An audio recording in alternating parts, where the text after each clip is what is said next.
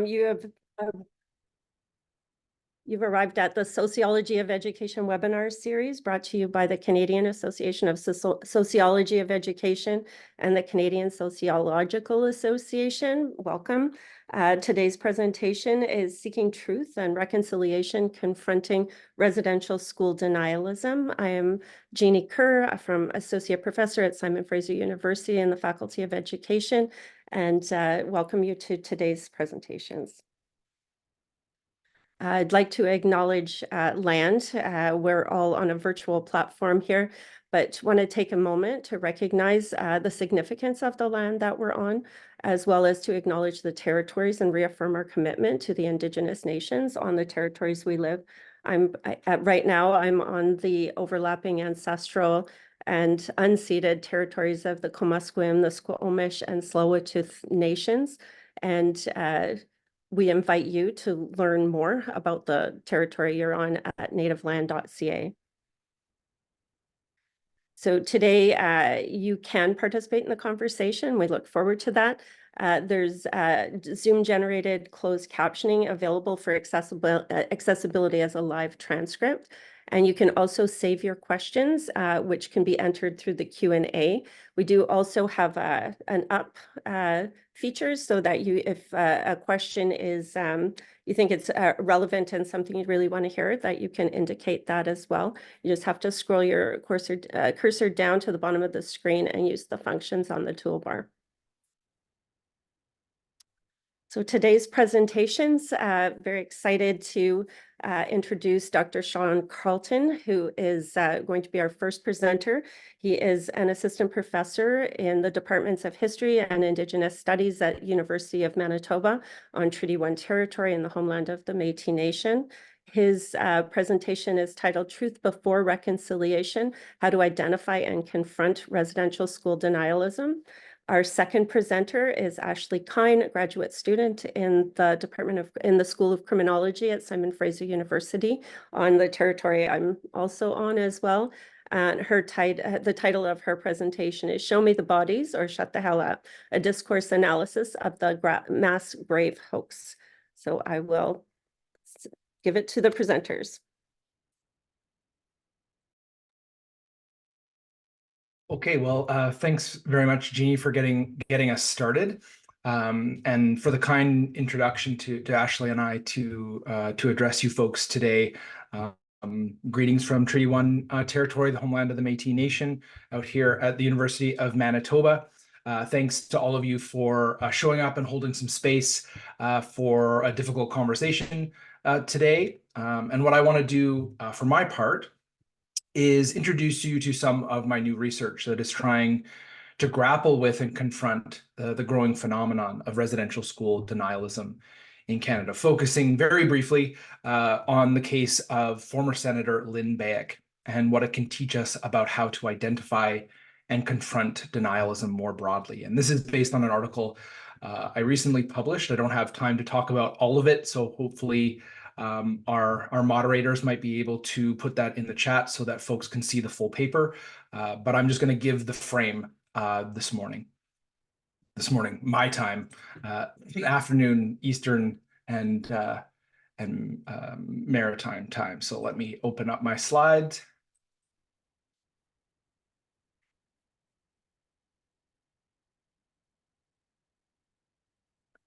Okay, so my talk today aims to historicize, contextualize, and theorize residential school denialism to give us a frame.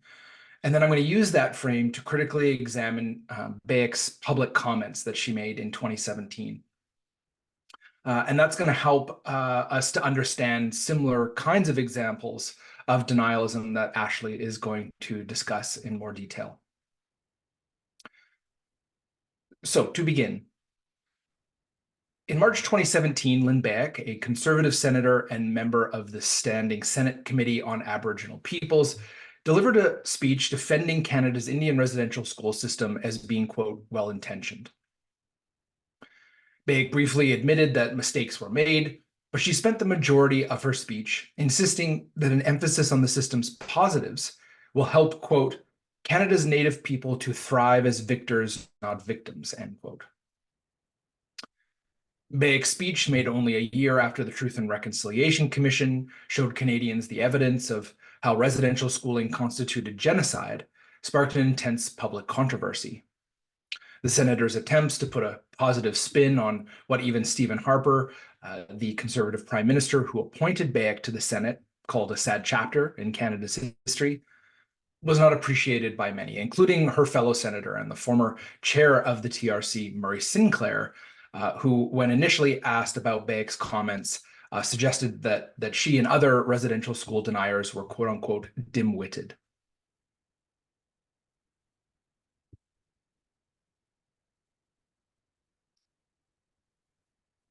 Even the Anglican Church, which ran a third of the schools across the country, including the Pelican Lake Residential School near Dryden, Ontario, where Begg lives, weighed into the debate to clarify that, in fact, nothing good came from the schools. The church, like the TRC, noted that while a small minority of survivors speak of positive school experiences on a personal level, these experiences must be understood as occurring in the wider context of a genocidal school system designed to kill the Indian in the child. Now, despite facing widespread criticism, Begg refused to apologize for her comments. Instead, the senator stood behind her positive perspective, even attacking criticism of her speech as fake news and exaggeration. Begg doubled down on her defense of residential schooling, arguing, quote, "There are shining examples from sea to sea of people who owe their lives to the schools." When pressed on how Indigenous peoples, especially the many former students who were physically and sexually abused in the schools, might feel about such statements, Begg elaborated, quote, "I've suffered with them. I appreciate their suffering more than they'll ever know, but the best way to heal is to move forward together, not to blame, not to point fingers, not to live in the past," end quote. You know you really stepped in it when the Beaverton, which is a satirical news site here in Canada, similar to the Onion in the United States, has a good laugh at your expense, right? Here's the title of the article: Senator Beck demands residential school survivors apologize for her suffering. But in all seriousness, she was eventually confronted by reporters and asked directly if she had even bothered to read the TRC report to better understand the history and ongoing legacies of the schools. And when confronted, Bayek simply stated, and I quote, "I don't need any more education." Should tell you where we're at and where we're going. As a result of her comments, Bayek was removed from the Senate Committee on Indigenous Issues in 2017 and was later kicked out of the Conservative caucus. But she retained her Senate seat for another 4 years and used her platform and position to popularize residential school denialism, which, to be very clear from the beginning, is not the denial that the system existed, or even that it had some negative effects, but rather, by definition, denialism is the rejection or the attempt to twist, misrepresent, or discredit basic facts rooted in well-documented evidence in favor of more controversial positions. In this way, residential school denialism is similar to other kinds of denialism we've seen proliferate in our age of mis and disinformation, things like climate change denialism, science, vaccine denialism. Okay, and denialism in general is a deliberate strategy used to try and shake public confidence in something. And in this case, it is about truth and reconciliation, and I'll explain why in a moment.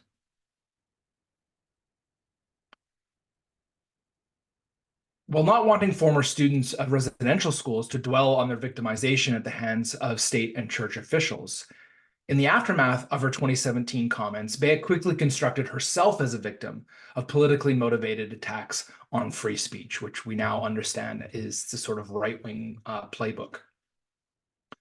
Rather than reflection, Beck dug in and fortified her position by using her Senate website here. This is a screen grab.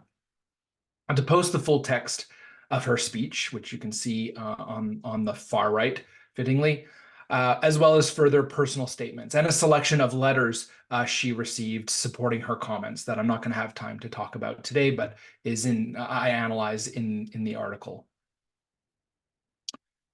that this talk is based on. Now, it is tempting to stereotype those who engage in residential school denialism as being simply ignorant bigots, or to just ignore them, so as to deny them the recognition they seek for themselves and their ideas. Silence, some say, starves deniers of their sustenance, which is dialogue. Murray Sinclair, however, suggests a different approach that I try to amplify and build on in my work, and I want to emphasize today and invite others to consider, especially alongside Ashley's research. So Sinclair argues that it is not enough for us to yell at deniers and knock them down. Instead, we need to try to understand their reasoning and show that they are wrong. He elaborates saying, quote, "I've always been convinced that we may not deal with all of the denialists. We can at least take away their tools." By challenging the comments of high-profile people like Bayek and others, Sinclair is hopeful that denialists will have a diminishing population of people who will believe them. Sinclair, in short, advocates a strategy of engagement to contain, disprove, and discredit denialists.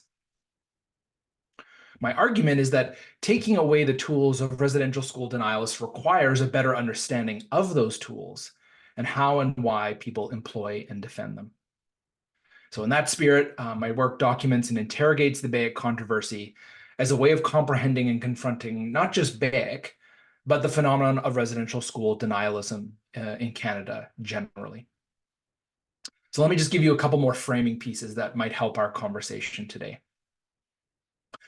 So it's important to begin by emphasizing that residential school denialism is not actually a new phenomenon, though we are seeing it pick up steam in the last few years.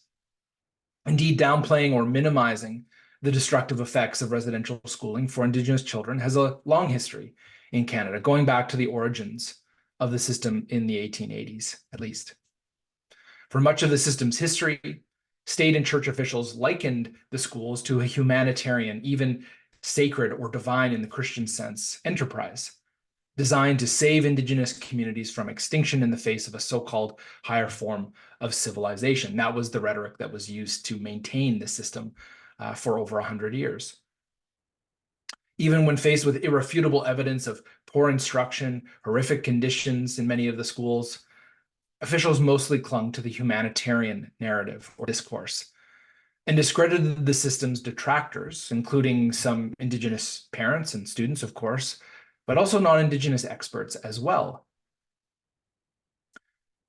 In the early 1900s, as the system was still getting started, for example, Dr. Peter Henderson Bryce, here, on the slide, published a report for the Department of Indian Affairs, slamming residential schools for their abnormally high rate of student death and disease that he suggested was exacerbated by overcrowding, poor nutrition, and a lack of proper sanitation. Many of the things that Canadians learned in the TRC report and are horrified. Dr. Peter Bryce was telling the Department of Indian Affairs in his 1907 report, and that 1907 report gets leaked to the press, and the picture in the bottom right-hand corner here is a newspaper headline from the Times Colonist out in Vancouver Island, saying Indian schools a deal out death, pointing out that many of these schools have a 25% mortality rate. So this knowledge is not only made available to the Department of Indian Affairs, but many Canadians were confronted with this difficult knowledge a whole century before the TRC committee releases its final report, essentially saying the same thing or similar things. Now, instead of rectifying the system's obvious problems, as the system was still getting started, the department decides to bury Bryce's report. As a medical expert, Bryce tried to blow the whistle on the school system in its initial phase. He even goes on to publish his findings independently in 1922, and the book is called The Story of a National Crime. But officials chose to selectively focus on the positive results. Bryce was kicked out of the public service. And officials tried to focus on the positives that the system was having, or more correctly, that they hoped it would have, and the system was allowed to continue to the mid-1990s. It was not until former students began publishing accounts of their abuse in schools and organizing for redress in the 1980s that the humanitarian discourse about residential schooling started to shift significantly in the mainstream.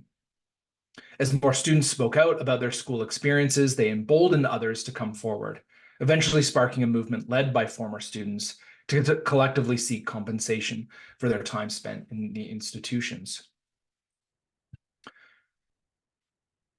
With many state and church officials still denying any wrongdoing in the 1980s and 1990s, students forced the issue by launching the largest class action lawsuit in Canadian history, which the government of Canada chose to settle out of court by agreeing to the Indian Residential School Settlement Agreement in 2006-2007.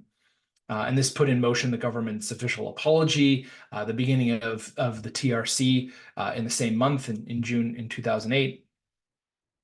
It was a process to research and raise national awareness about residential schooling. So all of this was part of the remedy of the class action lawsuit, not because the Canadian government had a change of heart. And this is an image of the three commissioners releasing the 6 volumes of their report in 2015.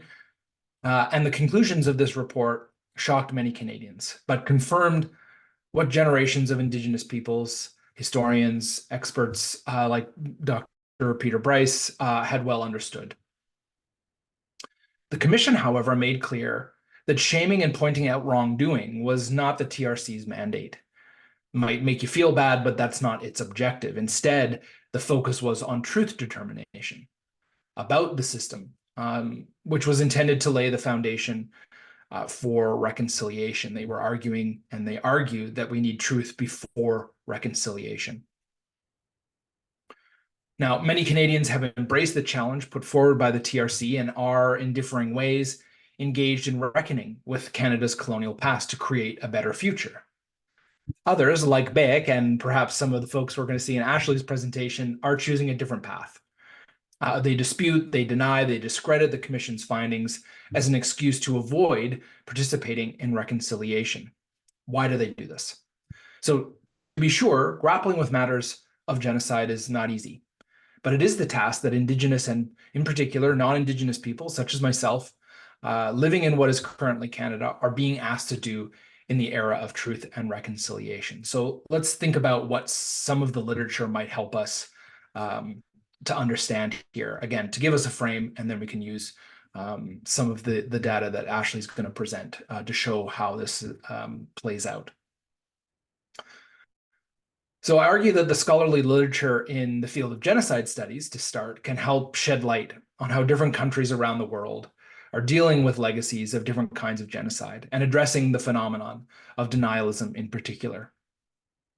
Political scientist Adam Jones argues that the manipulation of memory and history often occurs in the aftermath of genocides.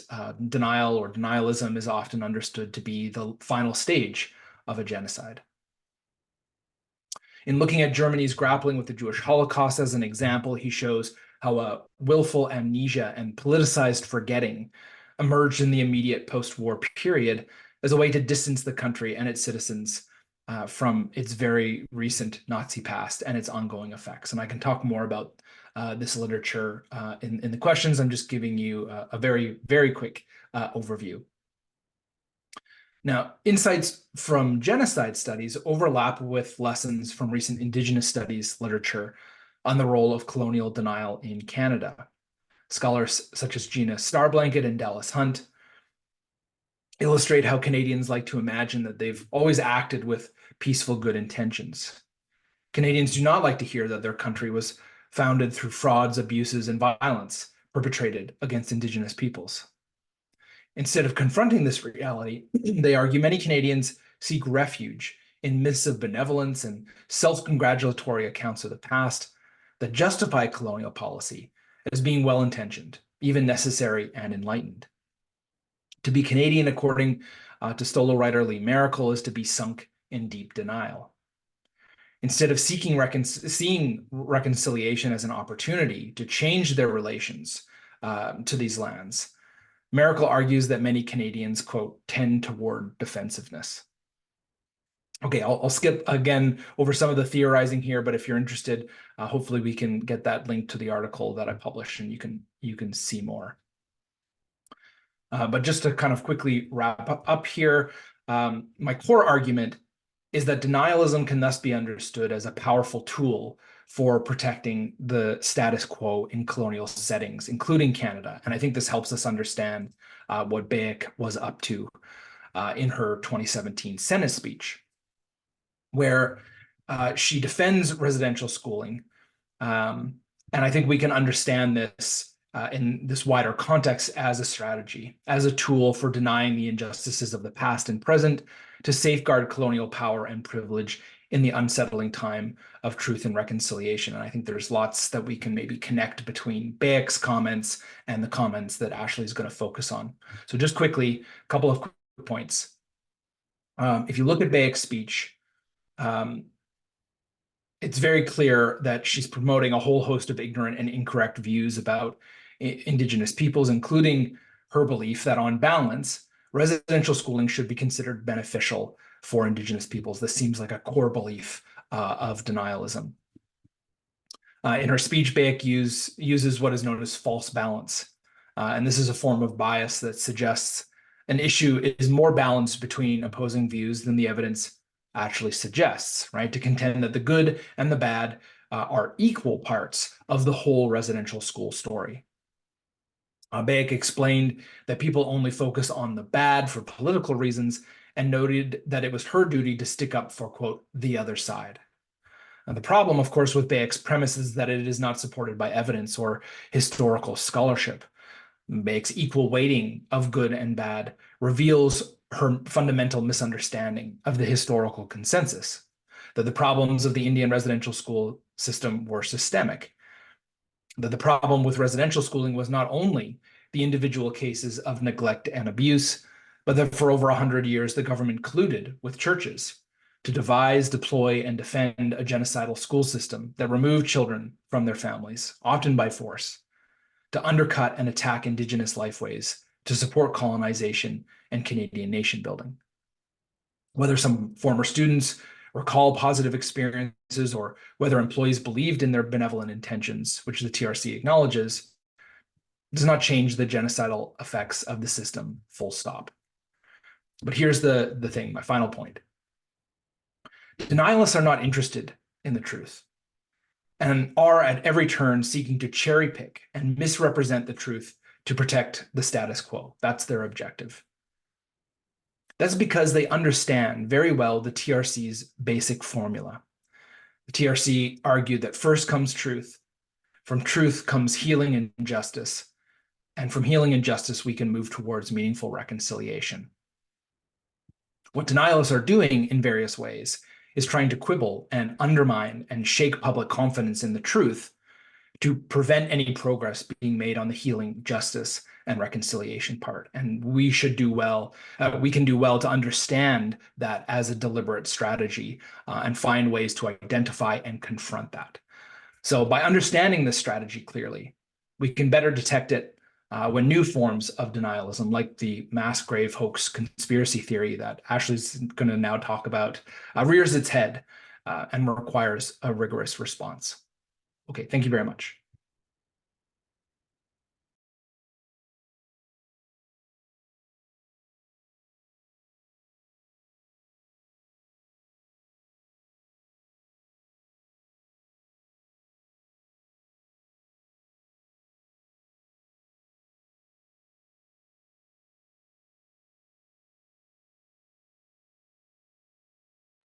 Hello, everyone. Just gonna share my screen here. Let's see.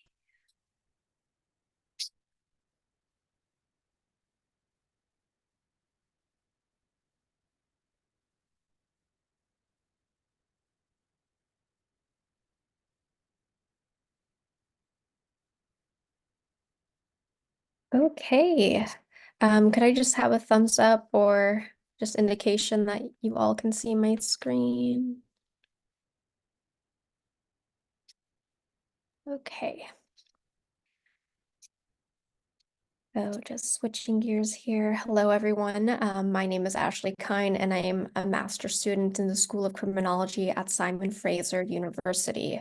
Today, I'll be presenting Show Me the Bodies or Shut the Hell Up, a discourse analysis of the mass grave hoax.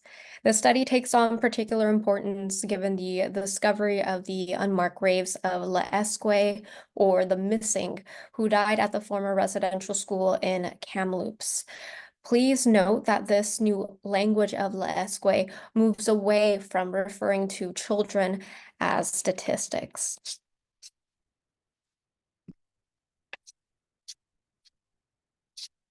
Oh, where did my notes go? Apologies, seems to be super strange, and let's see. Okay, that should work better. Okay, so with humble gratitude and respect, I'd like to acknowledge the diverse histories and cultures of the Indigenous peoples of the land I currently reside, namely the Musqueam, Squamish, and Tsleil-Waututh. As an Atoke woman, I understand my role on this land as an ally and distant relative. Like my grandmother, the matriarch of our family, I give thanks to my co-Salish hosts for allowing me to continue my cultural protocols. Denialism is not a new phenomenon. It has existed in numerous historical events, including the Holocaust or apartheid. Denialism can be understood as part of a conscious or unconscious strategy of selectively remembering the past to protect one's power and privilege in the present and to perpetuate it into the future. Like other kinds of denialism, residential school denialism is not simply outright denial of the system's existence, but rather the rejection or misrepresentation of basic facts about residential schooling to undermine truth and reconciliation efforts in Canada. Denialism can manifest in different ways. The sociology of denialism examines the social and cultural dynamics involved in the rejection or distortion of widely accepted facts, often to protect certain ideologies, power structures, or group identities. It involves understanding how societal factors, group dynamics, and cultural influences contribute to the denial of established truths or evidence. In the context of residential school denialism, sociology explores certain groups, how they may resist acknowledging information that challenges their beliefs or threatens their interests. On the other hand, the psychology of denialism delves into the individual and cognitive emotional processes that lead people to reject or dismiss factual information. It involves studying the psychological mechanisms that underlie denialism, such as cognitive dissonance. For instance, accepting the reality of residential schools may clash with a positive self-image or national identity, leading to psychological discomfort and a tendency to reject or ignore information. Taking away the tools of residential school denialism requires better understanding of those tools and how and why some people may employ and defend them. To advance such an understanding, I examined comments from a YouTube video titled "The Canadian Mass Grave Hoax" by Lauren Southern and Kyne Bext. The video was a response to the Kamloops Teswepnek discovery of the unmarked graves of L'Esque. In the video, Southern and Bext dismissed the findings of the unmarked graves and the church's involvement in creating these schools, noting that this is nothing more than a great hatred toward the Christian community. Accordingly, I sought to answer the two questions presented on this slide. How was the mass grave hoax phenomenon created, and how does residential school denialism undermine Canada's truth and reconciliation efforts? As mentioned, the data source selected for this study was the Canadian mass grave hoax YouTube video. The comments were captured from the beginning of the video uploaded to YouTube on September 19th, 2021 to January 2023, when the comments were saved as a PDF and imported into NVivo 12 for coding. For those unfamiliar, NVivo is a qualitative data software that supports the analysis of textual, audio, video, and image data. There were 2,303 comments during this time in the YouTube video. However, 1,100 were coded as some comments did not correspond to the literature or coding manual developed for analysis. The YouTube video was selected based on its stardom and online accessibility. Before coding, I delved into denialism literature to create preliminary nodes or codes in NVivo. Initial coding consisted of the preliminary nodes followed by inductive and inductive coding scheme rather than to gather more nodes expressed by the YouTube comments. This figure on the slide represents how commenters responded to the video and whether individuals reacted positively or negatively toward it. To show a visualization of the data, I have graphed the breakdown of comments where there were individuals who outright said that they denied residential schools existing or the harms or the unmarked graves, with 86 representing that group, and the opposite of non-denialists who do believe that this had occurred, so 40 of them. And then we can see also 341 individuals who outright said that they are in support of the mass grave hoax YouTube video, and 80 individuals who said that they were not. The study was conducted in 2 phases. The first phase consisted of a thematic content analysis.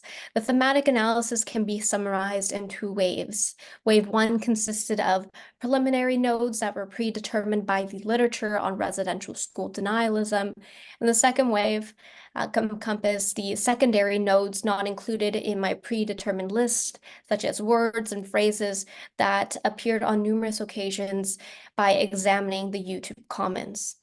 A coding manual was generated based on a mix of deductive and inductive approaches. First, the codes were derived theoretically, considering the study's research questions and previous literature. Afterwards, the themes were identified from comments that provided the basis for generating new codes and modifying codes included in the manual. For the second phase of the study, I relied on a discourse analysis to inductively investigate the way language was used to construct meaning among commenters. Listed on the slide are 4 themes I want to highlight during this presentation. First, we have semantics, where commenters get into the debate of mass grave versus unmarked graves. Next, they ask for it, which is characterized by commenters contending assimilation was sought by Indigenous peoples. There's also the blame game, where commenters blame the government, the media, the left, anyone but themselves, or the denialist status quo. Finally, there is ignorance, which includes the rejection and misinterpretation of basic facts such as colonial policies that created the residential school system. Let's take a closer look at some of these comments, beginning with the first one that talks about semantics. The tribal chief literally said the findings of unmarked graves and not a mass grave site. He said the Catholic Church first removed the cemetery's headstones in the 1960s. How does that quantify as murder? Or they asked for it, one individual writes, Indigenous peoples abandoned their culture. Children weren't dragged from their families and thrown into horrible conditions. They were rescued from the horrible conditions within their own families' communities. Those schools were instituted to try to break the cycles of poverty, addiction, and abuse in Native communities, which were on the verge of extinction. For blame game, one person writes, this lie of mass graves of the Native people got Trudeau elected. His party could be the one with the help of the media started. Knowing the mind of the Pope, they put this in motion. No facts whatsoever to back their allegations. And finally, ignorance. It would take less than a week to dig up those bodies and have a medical examiner look at them. They won't do it because the claims are total bullshit. If they actually had a case, they would seek the evidence to prove it. Now, switching to themes for the discourse analysis, the first theme is good intentions, where commenters believe that assimilating Indigenous peoples into settler society would strengthen nationalism and patriotism in Canada. Next, we have mechanisms of denialism, which dehumanize Indigenous peoples or minimize the harms of residential schools. And finally, it's all ancient history, where bringing up the past brings up feelings of guilt, shame, or responsibility among settlers. History here evokes defensive reactions, especially among those who identify strongly with the historical group responsible. Now, looking at the comments for good intentions, one person writes, many of the number treaty adherents requested schools, both residential and day schools, to be built so that their people could get an education, which they foresaw would be required for the success of future generations. This glosses over the evil and cultural genocide is not even close to the truth. For mechanisms of denialism, everyone has a past. It's hip to shit on whites right now, though, so I get why those trying to fit in would take the easy road and also shit on whites. And finally, it's all ancient history. This was obviously a way for Canadians to feel bad about past crimes that they didn't directly do, but could still feel good apologizing for. So, in brief, the comments observed in the study promoted denialist, anti-Indigenous racism, and colonial rhetoric. Engaging in denialism enabled settlers, especially the commenters observed in the study, to perpetuate myths of Canadian history and preserve their power and privilege as they consciously or unconsciously defended these delusions to uphold the colonial status quo and to ensure settler futurity. Many Canadians, however, have little real knowledge of Indigenous issues and fail to make informed decisions about their media consumption. So as a result of residential school denialism, the onus has been put on Indigenous peoples to address the truth and prove their hurt, going as far as commenters to petition to dig up the dead without commemoration. The comments further reveal that denialism is a step backward for reconciliation, and the Truth and Reconciliations Commissions work to bring the horrors of residential schools to light. I suppose that means reconciliation is dead, and you can try to prove me wrong. However, attempts by governments and Canadians alike have been hollow and meaningless. A new frame of mind is certainly needed, and that is reconciliation. What is needed is education. Exercises such as the Kairos blanket exercise can help individuals understand Indigenous settler relations, what denialism is, and how harmful it can be. There's also the aspect of unlearning. White and non-Indigenous peoples need to address the issues of racism and settler colonialism through meaningful reflection. The onus of unlearning can only be done by the individuals themselves. The study has shown that those engaged in residential school denialism are not simply racist. Denialism can be best understood as a strategy employed by settlers to justify colonialism and perfect their power and privilege. public discourses that deny the harmful consequences of residential schools continue to be part of the racist policy formed by colonial institutions, including governments and churches. As expressed through the teams presented in this study, denialism protects settlers from blame and remains interpersonal. Future research must continue to dismantle colonial practices and inform the public about Indigenous issues. While the road to reconciliation may seem dim, individuals may use the denialist lesson to seek greater understanding of the residential school system and its continued impact on Indigenous peoples. Thank you.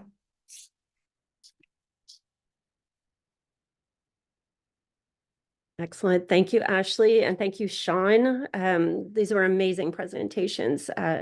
I guess we can put our cameras on, and we've got one question in the chat so far, and one that sort of got entered into another way that I can ask as well. But I just wanted to really thank you first. You know, these are interesting times we live in, and the idea of reconciliation has been, there's a lot coming out on it about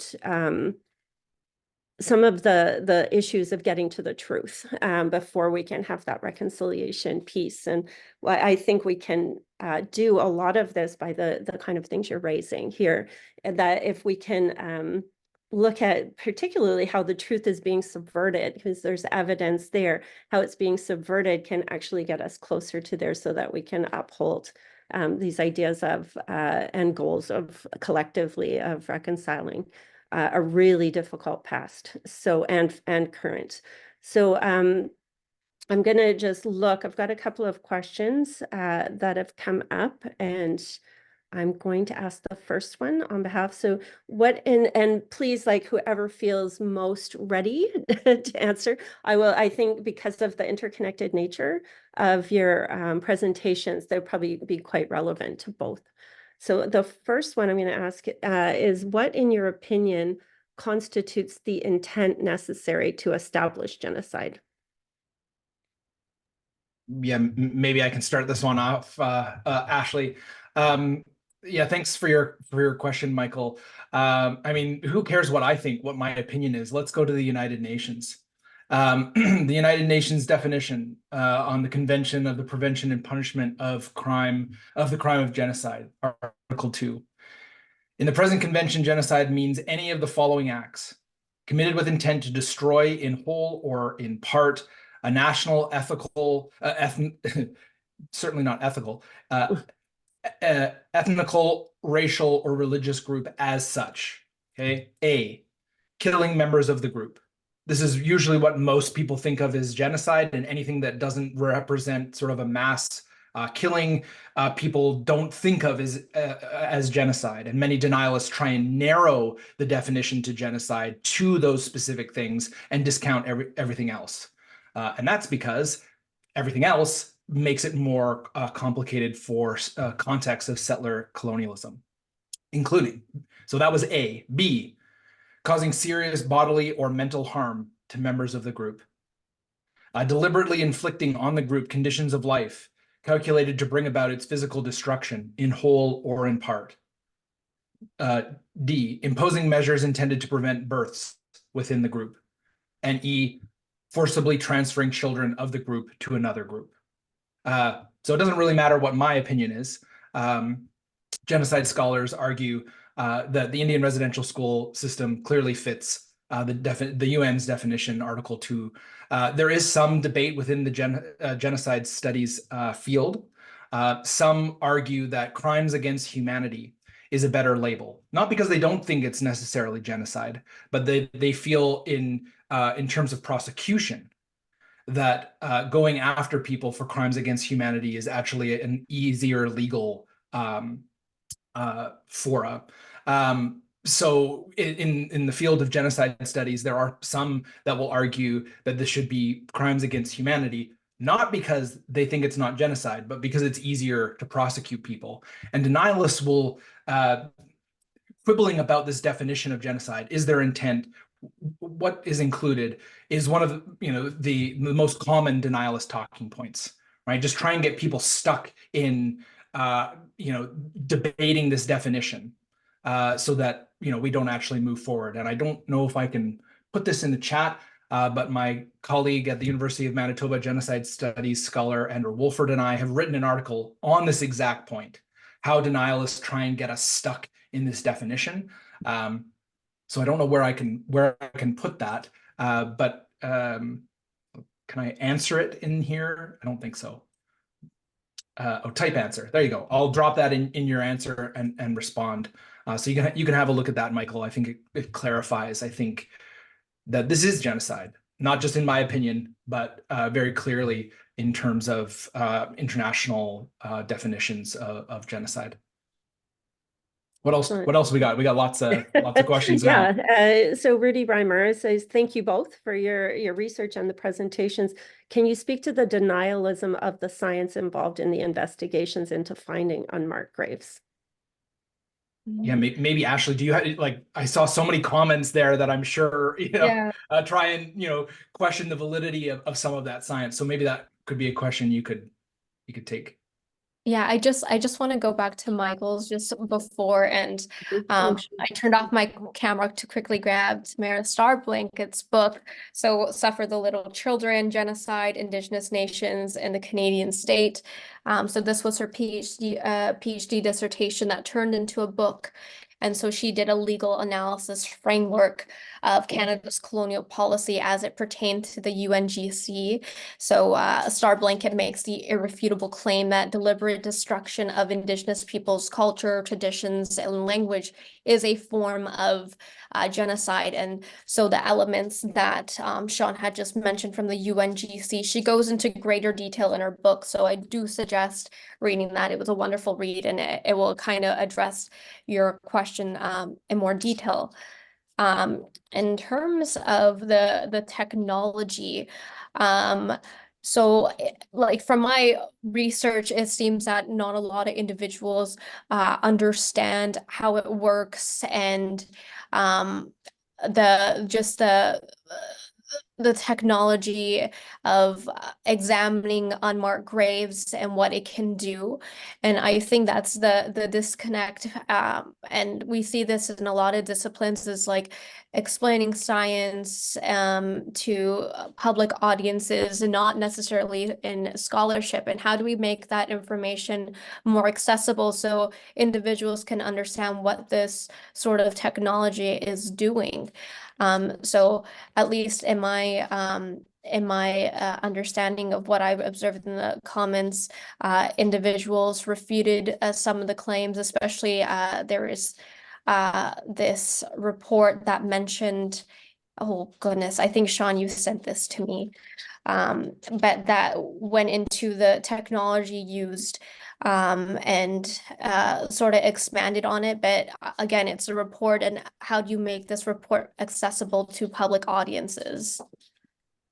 Yeah, and just to build on that, I've sent this to Jeannie if it can be somehow posted to the chat at large to everybody.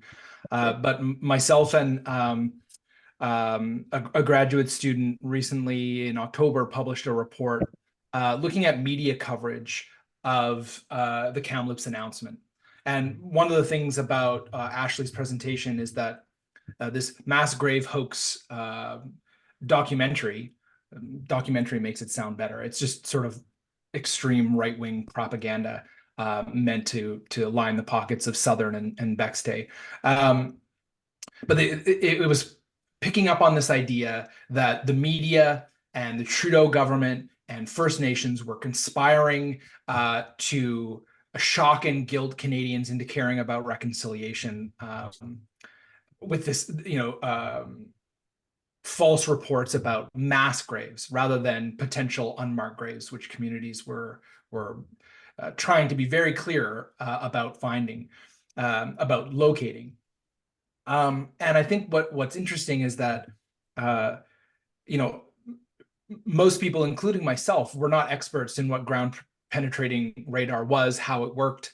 And what denialists constantly try and do is find examples of people making mistakes, journalists not understanding the nuances of GPR, that GPR doesn't find bodies, right? It locates soil disturbances, et cetera, et cetera. And what they do is they say, every time a journalist says that bodies were found, they'll see, boom, that's part of the conspiracy, right? That's what they want you to believe. Rather than helping people understand, to Rudy's point, the kind of complicated nuances of ground penetrating radar as a tool that is being used alongside other tools, including historical research, documentation. And I think it's always trying to shift the narrative away from the reality that regardless of searches of former grounds of residential schools, we already know based on church and state records that over 4,000 children died in these schools. So, the show me the bodies or shut the hell up. Well, we already have the evidence of that, right? Is that denialists are constantly trying at every point. And my colleague, Métis archaeologist Keisha Supernaut always makes this point, that as soon as we all do the hard work of disproving or debunking a denialist talking point, they're just going to move on to the next one, because they're actually not interested in truth. They're looking for these little things that they can quibble with to shake public confidence. And the better we know that that's what they're doing, the better educated we can become, and hopefully the better we can lead the public away from going down the rabbit hole of this very hurtful way of thinking that is really meant to sort of undermine the legitimacy of survivor truth-telling, the evidence that we already have, to try and protect the colonial status quo. Mhm. Okay, now we really got lots of questions here. Yes. Okay. I'm just looking at, there's in a separate chat from Cindy Hansen, and I think it's kind of related to the point you're talking about facts and how the denialism works with it. So she was asking about there was the application of cultural genocide, that terminology during the TRC and the work of the IAP. So that was a group that was related. She clarifies it later. Sorry, that it's come out in two places. So independent assessment process, that was part of the TRC work. So she's looking at that, but she's saying, how does the destruction of those records that the IAP did contribute to the denialism that's going on? Yeah, could I just talk to that quickly? So when I was talking about the Indian Residential School Settlement Agreement, right? That was part of the remedy of that class action lawsuit. There were a number of different remedies, right? The Truth and Reconciliation Commission, and another one was the independent assessment process, which was actually looking at specific examples of abuse. I'm a bald white guy, but one of my family members went through this process, the independent assessments process. He's a survivor of the St. Michael's residential school settlement, residential school. And watching him go through this process, which was not easy at all, was one of the first things that started me thinking about how denialism works, because it was basically like a court proceeding. Patrick was grilled about his experience. You say you were abused. Do you remember the priest's name? Tell us the details of this. It was very, very traumatic. And one of the things about the independent assessment process that people don't know about is that the condition of having survivors tell their stories in this way was that the condition was that these records would be destroyed, that they would not be kept, and that the Truth and Reconciliation Commission would be a separate process where people could come and testify and give share their experiences. So the independent assessment records were given, like that process had built into it the idea that these records were going to be destroyed. Now, of course, that sounds really bad, right? That the government is going to destroy these records. But in reality, what they're doing is honoring what they said to survivors to get them to be part of this process. Now, lots of people have complicated feelings about it, but the independent assessment records can be saved right? Survivors who are still living can ask that those records be preserved. Anybody who does not actively give their consent for that, their records will be destroyed as was set out in the original conditions. So it's hard because there will be some very damning records that will be destroyed. But the testimony was given under those conditions. And so maybe one thing, that we could do is, if you do have a survivor in your network, in your family, to ask them if they would be comfortable preserving their testimony. And I can find the link here if folks are interested. The process, my family member did go through that. It was fairly easy, and it does preserve those records. But the destruction of them isn't, it will eliminate some of that knowledge, which is unfortunate. But we need to understand the kind of complicated nature of the independent assessment process. Thanks. Ashley, did you want to add anything to that, or? No, I agree, and I think it just shows how Indigenous oral histories, or just verbatim, isn't often seen as truthful or empirical information. And so even going back to Rudy's question, where even now empirical science is being denied, and usually we see this in research methods, the difference between qualitative and quantitative, or Indigenous and Western research methods. So in any case, all to support or refute residential schools and uphold the denialist status quo. Okay, thank you. And Cindy, I just posted that as an answer in the Q&A there. So the National Center for Truth and Reconciliation has a whole kind of rundown about what the AIP process is, and how you or your family member or community member or friend can save those records. I think it's until September 19th, 2027 to decide to do that. So part of the advocacy, I guess, is making that known so that people who want to preserve those records can do so with their consent. Thank you. I think I'm going to move it over a little bit to some educational type of question, is that we've gotten a lot on this mechanisms of denialism in the process. But I'm just looking at Ryan Hunt's question. So I work with a museum association, and we've been hearing increasingly from members about being confronted with denialism from the public, and even volunteers and board members, which is, another facet of control. So can you speak to how museums, galleries, and libraries can confront and address denialism? Yeah, so sure. Take it away, Ashley. Yeah, so I think done in a right way, museums can be a great source of knowledge to confront and address denialism, especially when they collaborate with Indigenous communities in which the museums is housed on in that particular land.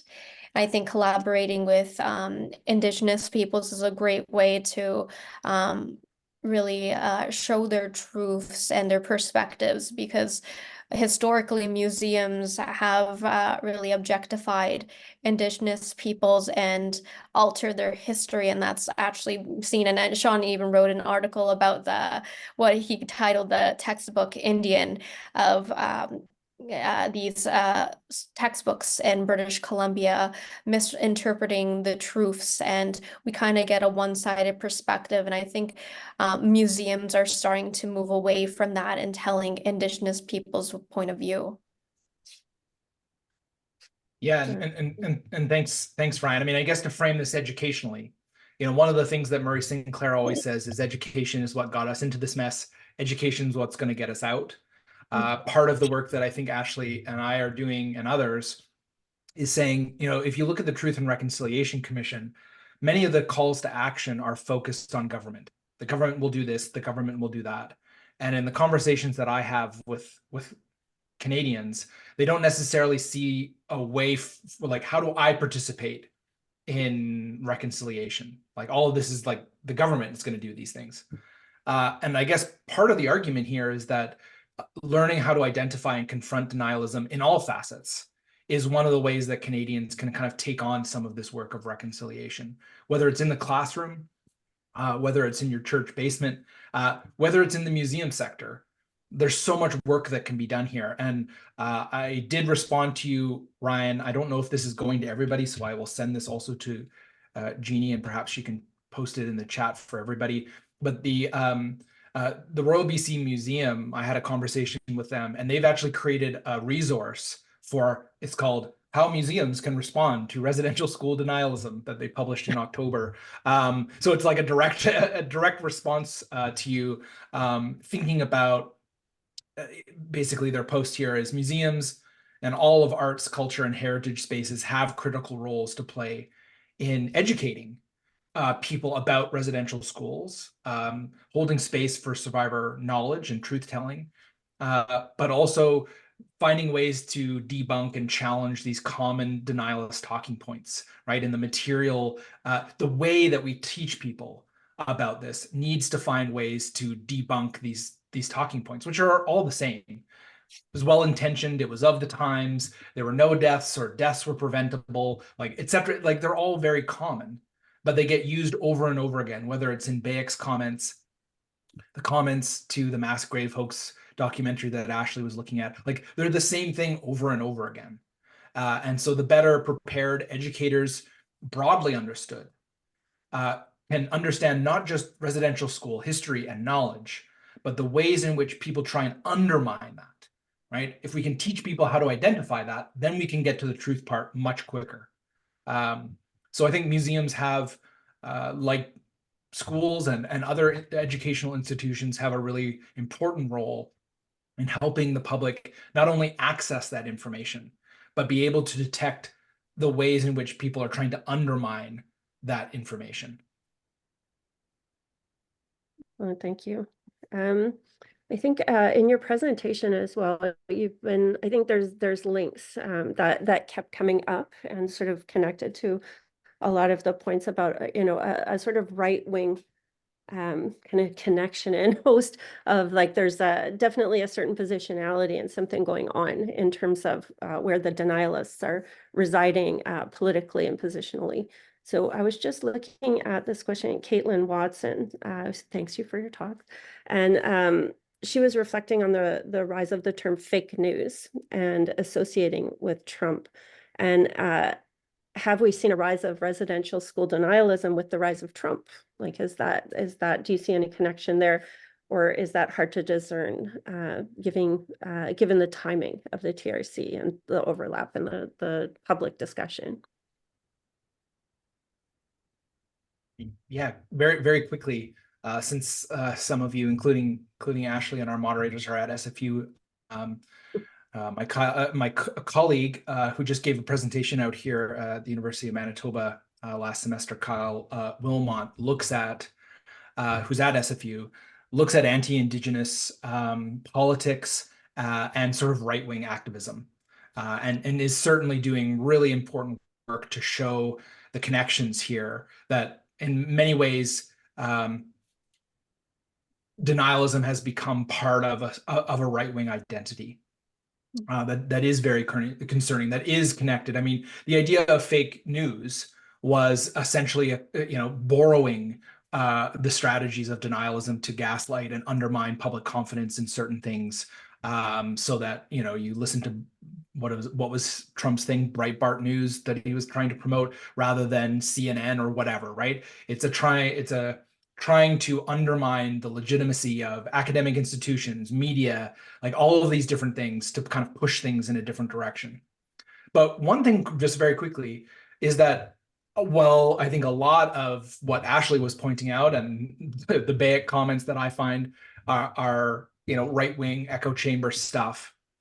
It needs to be we need to be clear that denialism is not only a right-wing movement. One of the famous examples that I'll kind of explain is Jean Chrétien, former Canadian Prime Minister, right, has engaged in denialism a lot, right? Why would he do that? Well, he was the Minister of Indian Affairs in the 60s. He has a vested interest in protecting his legacy, the work of his government, the different governments that he's been in, Trudeau Sr., kind of an advisor to Trudeau Jr., protecting the Liberal Party. And I think we can see that there are elements of denialism that, of course, the right wing gloms onto, but that, part of my argument is that, there is an element of denialism that speaks to most Canadians, including myself, right? As someone who didn't learn a lot about residential school, well, I didn't learn anything. And then when I did, it's like, whoa, this is that cognitive dissonance of this isn't the way that I've been taught about myself and my country, etc. It's like there's a whole psychology, as Ashley was pointing out, that I think, a lot of there are disingenuous denialists who are pushing these talking points, but they appeal to a lot of people because it's like, hey, like if Canada didn't commit genocide and I shouldn't have to feel guilty or responsible for this, like I'll take that over doing the hard work to like reconceptualize my entire identity and way of being. So I think that it manifests often in extreme right-wing outlets who are often monetizing this misinformation. But I think it appeals to a larger segment of the colonizer population. And I think we need to understand why to better understand the strategies we can use to diffuse that. Yeah, it's such an important point. Thank you. Because I feel like the investment in settler colonialism is not a complete overlap with the investment in right-wing politics and Christianity and that whole piece. And I just drawing in mind like the narratives, the common narratives in Canada of Canadian exceptionalism and innocence on a world stage. Was it Harper, after the public apology at the G7 the next year, that we have no history of colonialism in Canada? So, I mean, there's a whole context for those kind of range of responses and lots of investment. So, I'll just go back to the questions because I realize I'm just taking it somewhere else. So Caitlin was, no, we have that one. A few of the questions seem more like statements. So yeah, thanks for some of these. Yeah. Maybe one quick point is maybe you scan them for another question, but on the Harper apology part, just quickly, often people think of the Harper apology, but a lot of folks don't know that of course Harper, like many politicians, used speechwriters, and one of the speechwriters for Harper was a guy named Paul Bunner. And Paul Bunner, in I think it was 2012 or 2013, gave an interview to C2C, which is Conservative to Conservative. And he basically said, like, I helped write the speech. I think that it's he calls residential schools a bogus genocide, and talks about basically like we wrote the apology in hopes that it would go away. We were like being very carefully defensive. So, that a known denialist was helping write that apology, I think also gives us a window into that, and to think, even things that sometimes we look at as positives, or at least a recognition, or a step in the right direction, need to be who's involved in that, and in what ways, was even something like the apology connected to, the acknowledgement of it can still have ways that denialism is being woven into it. It's a sad chapter in the past. It has nothing to do with what's going on today. It's like a very carefully constructed discourse. Thank you. A question from Harold Robinson. What impact does the fact that remains were not found under the church at Pine Creek in Manitoba have on the unmarked graves question? And I would link that maybe to thinking about denialism rather than debating the point of it. Yeah, I would say it, sometimes when we do these excavations, and that's the point, is maybe directly underneath the residential school, there is no unmarked graves, but sometimes we're seeing nearby in a different location, and archival records have said that they didn't directly bury children underneath the schools, but somewhere close enough that these priests and nuns or whoever knew where these grave sites were. But of course, that's what the GPR is for, and these technology that we have is to see if there's a trend, if it's happening in Kamloops, is it happening in different regions of the country? Yeah, I mean, I had to deal a lot with the sort of blowback of that particular announcement. We have lots of high-profile denialists here in the province of Manitoba. And, you know, it was sort of like a aha moment. See, you've been lying the whole time. And my kind of response is like, you know, to Ashley's title, like, show me the evidence of this death, or like, get out of here. And it's like, you know, I just pull off my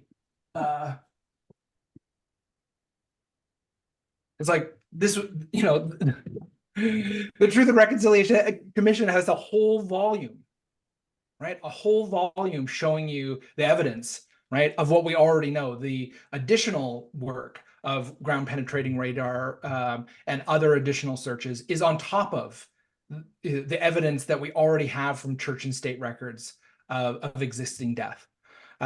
So when I hear, you know, that the Pine Creek announcement, I think, you know, I'm glad that that community has decided that that's what they wanted to do. And in this case, those anomalies did not turn out to be grave sites. But the way that denialists will use it is that this finding, then they extrapolate it and it applies to everything else. And what's getting lost in this public conversation, for example, is around the same time, just in September, at the Carcross school in Yukon, they had identified 15 anomalies that they are working in community to figure out what they want to do with it. But they've also identified new deaths using archival documents that they didn't know before. So additional deaths are being added using church and state records, right? More bodies, more deaths that we didn't know about before are being uncovered as part of this new research that communities are doing. And so, you know, the Pine Creek was like, see, you know, this is a conspiracy, we're being lied to, but the Carcross news of additional deaths being confirmed using church and state records gets nothing, right? And I think that that is the frustrating part of doing this work, is that, again, denialists don't care. They're going to try and focus on the Pine Creek and not talk about this other part, because they are selectively representing what they're doing. They're cherry picking what they talk about to push this denialist narrative. And so I think, you know, for me, someone who does a lot of this work, you know, the Pine Creek announcement was, you know, I'm sorry for that community. That's a hard thing to go through. But, you know, they're doing the work in the way that they see best, and that these different communities, what happens in Pine Creek is not what happens in Kamloops or anywhere else, right? It's that kind of conflation of all Indigenous communities are the same, and the results in one will be the results in others. And I think that that's a very dangerous way of thinking. Yeah, and it goes back to Ashley's advice to being connected locally, right? To really understand the local context, because these things manifest in certain patterns, but they're very different, have different histories, different relationships. We're just getting right at the end of our time. There's less than a minute, so I won't ask a question. Oh, and it's right at 10:15 or wherever time you are. We're just at the end now. So I'd really like to thank our two amazing guests who have really brought together such important things for us all to think about, because we all participate in settler colonialism, where we live in Canada, and this is a big feature of it, and how the remaining kind of blocks to getting to truth is such an important contribution. So thank you on behalf of the Canadian Association of Sociology of Education and the Canadian Sociological Education for giving us your time and your wisdom and your thoughtfulness, and lots of gratitude, and hands up to you. Thank you.